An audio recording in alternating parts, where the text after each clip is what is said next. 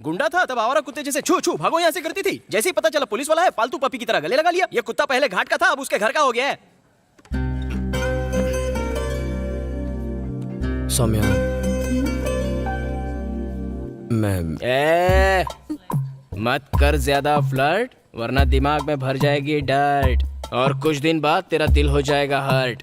अगर कर दी तूने अपनी लिमिट क्रॉस तो कर दूंगा तुझे out on a full toss. बेचारे की थोड़ी फैमिली प्रॉब्लम है। खोना दे तू अपना होश, बड़ी पते की बात बोल रहा हूँ मैं तुझे, जरा ध्यान से सोच। सौम्या, सौम्या, बोलो ना। बुरा तो नहीं मानोगी ना? नहीं मानूंगी, तुम बोल दो। जरा पास आओ ना।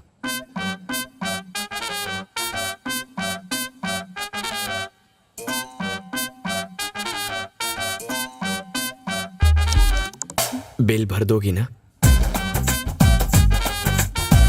मैं पैसे नहीं लाया।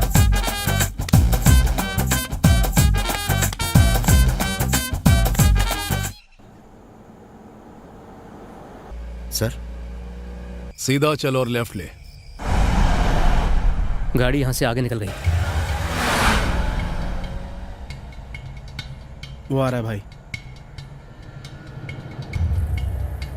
राइट में जो पावर ग्रिड है, जल्दी वहां पहुंच रहा हूं सर। हाँ बोल महेश। भाई कार क्रॉस कर गई। फोन रख। ठीक है।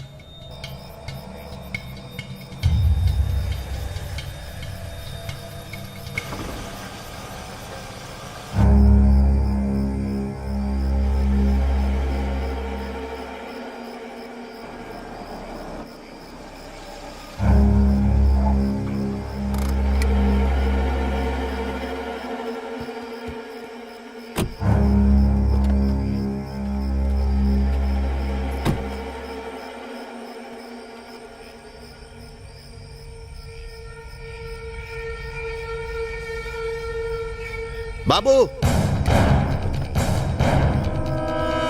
भाई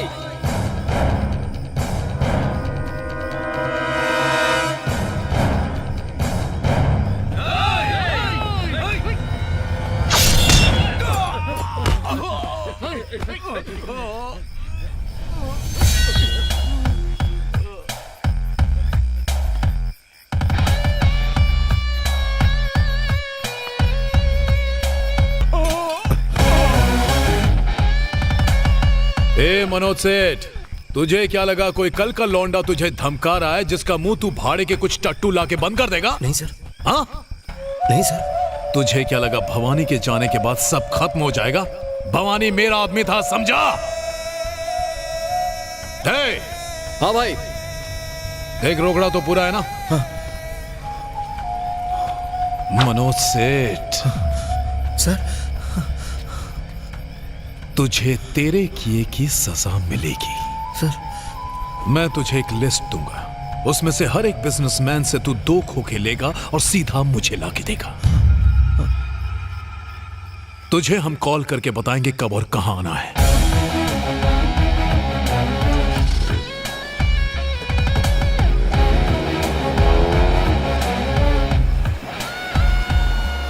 आपको लगता है मैं फेंक रहा हूँ? वो दोनों एक दूसरे का हाथ पकड़ के आंखों में आंखें डाल के डुएट गा रहे थे। इस तरह कोई कवारी लड़की कोई लड़के के पीछे पड़ जाए तो अच्छा लगता है। इसलिए मैं तो कहता हूँ दोनों का रिश्ता तय कर दो, वरना 2 के 3 हो जाएंगे। प्रपोज तो उन्होंने पहले ही किया था पापा, पर दीदी ने हाँ ना कुछ भी नहीं कहा। उसने कहा आप जैसा कहेंगे वो बिल्कुल वैसा ही करेगी। भाभी आप सिर्फ एक बार हाँ तो कह दीजिए, फिर देखिए कैसे अपना बोरिया बिस्तर बांध के अपने मम्मी पापा को छोड़ के यहाँ पे आके जम जाएगी।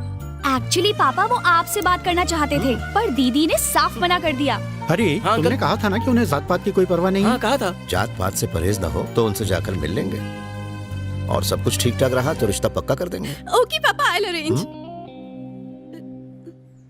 लड़की अच्छे घर की है। ठीक है, मिल लेते हैं।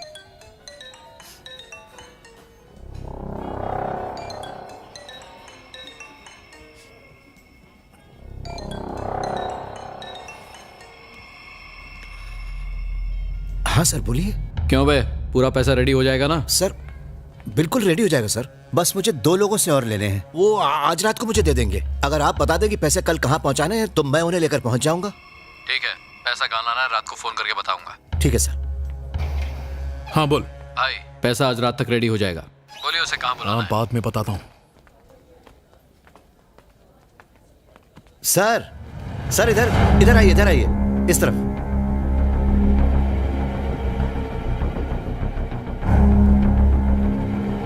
आइए बैठिए। नमस्कार। नमस्ते। ये मेरी पत्नी है। जी ये मेरा बड़ा बेटा है। नमस्कार। इसका फूलों को एक्सपोर्ट करने का कारोबार है। ओ बहुत अच्छी बात है। मेरे घर में मैं और मेरी 2 बेटियां हैं बस। बड़ी बेटी सिर्फ 12 साल की थी जब मेरी पत्नी गुजर गई। वैसे मैं नहीं चाहता कि मेरी बेटी की शादी एक पुलिस ऑफिसर के साथ हो, फिर भी यहां आया क्योंकि मेरी बेटी आपके बेटे को बहुत पसंद करती है। सर पुलिस ऑफिसर से आपको क्या प्रॉब्लम है? अगर आज हम चैन से जी रहे हैं तो सिर्फ पुलिस की वजह से।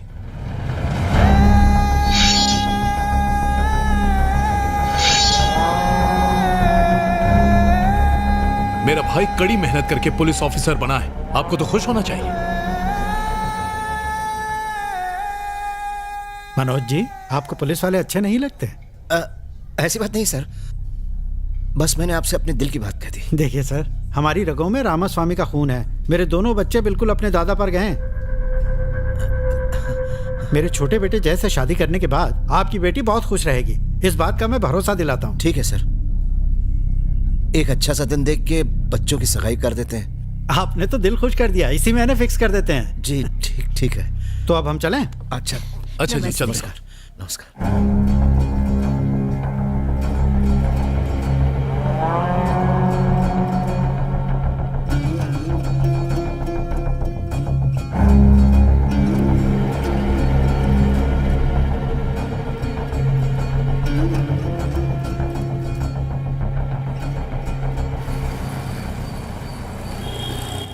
बेटा नमस्ते। बोलिए ना अंकल। क्या हम अभी 10 मिनट के लिए मिल सकते हैं प्लीज? क्या बात है अंकल, मम्मी पापा ने रिश्ते के लिए ना कर दिया? नहीं, ऐसी कोई भी बात नहीं है बेटा। ओके। मुझे तुमसे कुछ और बात करनी है। हाँ ठीक है ना, आप ऑफिस आ जाइए। ठीक है, पहुंचता हूँ।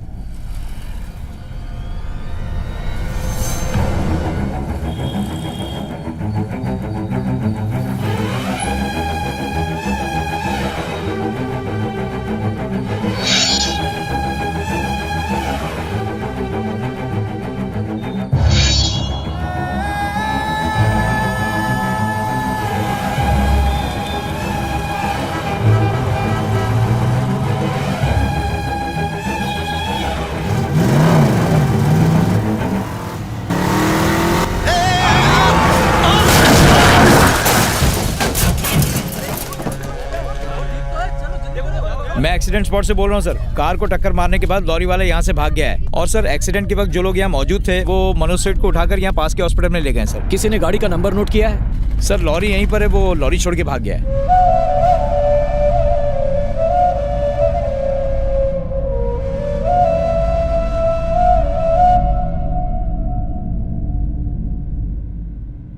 होश आ गया मनोज सेठ? मैंने तुझे मरने के लिए नहीं छोड़ा। खैर अब तो मेरा भाई ही तेरा काल बन के खड़ा हुआ है। अगर मेरा भाई तेरी बेटी से नहीं मिला होता और अगर तूने अपनी बेटी की पसंद के लिए हाँ नहीं बोला होता तो आज तेरे मरने का प्लान ही नहीं बनता। मुझे मारिएगा मत, मैंने किसी से कुछ नहीं कहा है।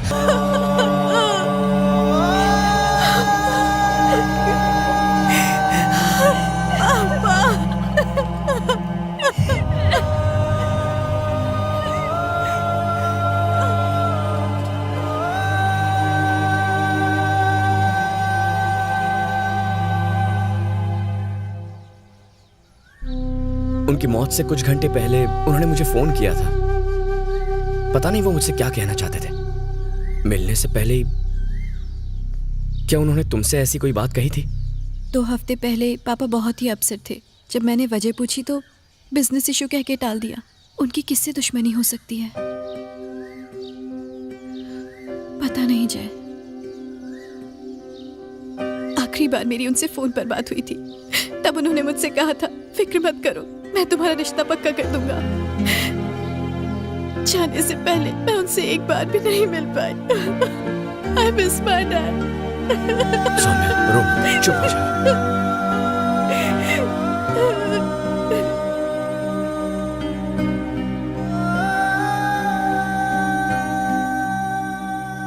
सर, मुझे आपको कुछ बताना है सर।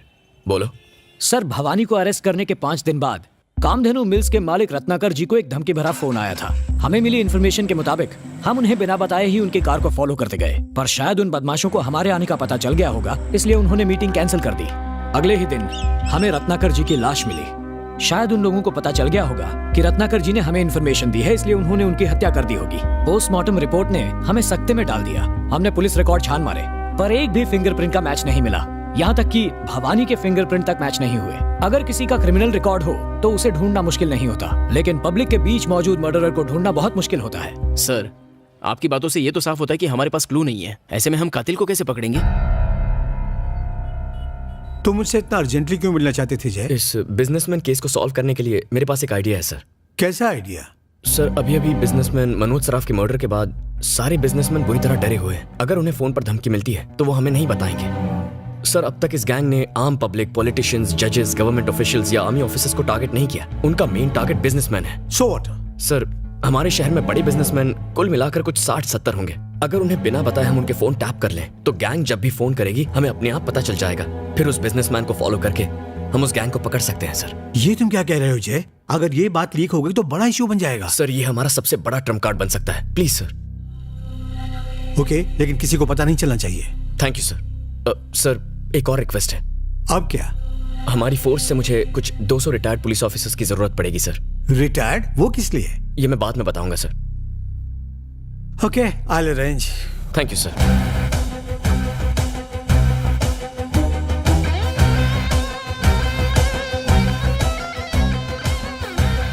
किसी भी कॉल पर डाउट हो तो मुझे इन्फॉर्म करना। जब तक ये ऑपरेशन पूरा नहीं होता, no personal life, no rest, no phone calls. सब भुला के इसी पर ध्यान दो।